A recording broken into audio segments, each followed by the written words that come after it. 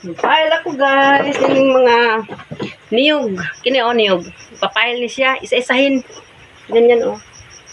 Ganyan pag-pile guys. Ganyan. Parang maluto siya. Inigluto. Ano yun lang siya guys. Lugiton. Na, diretso na ibaligya. Ito sa kuan. Malitag kupras. Parang dali rin siya guys. Ano kay ang bao mauling man sab parta na sab guys. Bye bye guys. Bye bye. See you next time guys. Muni guys ang kinabuhi sa pobre. May bula guys so. Bula.